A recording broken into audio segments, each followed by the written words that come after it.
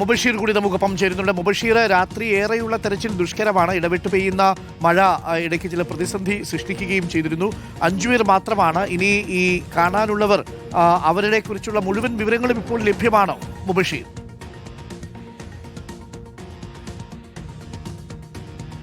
മുഴുവൻ വിവരങ്ങളും നിലവിൽ ലഭ്യമായിട്ടില്ല അരുൺകുമാർ. അയൽ സംസ്ഥാന തൊഴിലാളികളായിട്ടുള്ള ഈ കമ്പനിയിൽ ദീർഘകാലമായി ജോലി ചെയ്യുന്ന ആളുകൾ തന്നെയാണ്. ഇതിന്റെ നടത്തിപ്പുകാരും ഇവിടെ ഏറെക്കാലമായി പ്രവർത്തിക്കുന്ന ആളുകൾ തന്നെയാണ് കുടുങ്ങിക്കിടക്കുന്നത് എന്നുള്ളതാണ് നമുക്ക് മനസ്സിലാക്കാൻ സാധിക്കുന്നത്. ജില്ലാ ഭരണകൂടം അത് സ്ഥിരീകരിക്കുന്നുമുണ്ട്.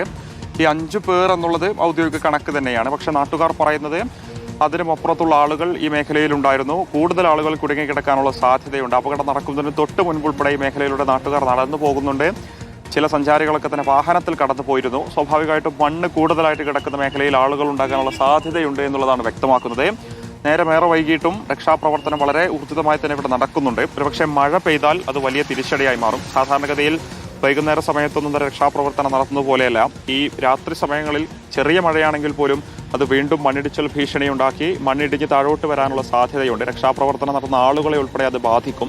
സ്വാഭാവികമായിട്ട് ചെറിയൊരു ചാറ്റൽ മഴയാണെങ്കിൽ പോലും ഈ രക്ഷാപ്രവർത്തനം നിർത്തിവെക്കേണ്ടി വരുമെന്നുള്ളതാണ്. പക്ഷേ ഏറ്റവും ശുഭകരമായിട്ടുള്ള കാര്യം, ഇതുവരെ മഴ പെയ്തിട്ടില്ല. ചാറ്റൽ മഴ ഉൾപ്പെടെ വഴിമാറി നിൽക്കുന്നുണ്ട്. രക്ഷാപ്രവർത്തനത്തിന് അനുകൂലമായിട്ടുള്ള സാഹചര്യം തന്നെയാണുള്ളത്. ഇപ്പോഴും ഈ കള്ളാടി ഭാഗത്തിന് തൊട്ടപ്പുറത്തുള്ള മേഖലകളിൽ നിന്നും ആളുകൾ ഇങ്ങോട്ടേക്ക് സുരക്ഷിത കേന്ദ്രങ്ങളിലേക്ക് മാറുന്ന ദൃശ്യങ്ങൾ നമ്മൾ കാണുന്നുണ്ട്. ആളുകൾ നടന്നാണ് ഇങ്ങോട്ടേക്ക് വന്നുകൊണ്ടിരിക്കുന്നത്. ഈ പാലത്തിലുള്ള ഈ മൺതിട്ടകളും ബാക്കിയുള്ള കോൺക്രീറ്റ് പാളികൾ ഉൾപ്പെടെ ഇവിടെ നിന്ന് നീക്കം ചെയ്തിട്ടുണ്ട്. ഇപ്പോൾ ഈ ചൂരൽമല മേപ്പാടിയിലേക്കുള്ള യാത്ര സാധ്യമായിട്ടുണ്ടോ ഈ മീനാക്ഷി പാലത്തിലൂടെ?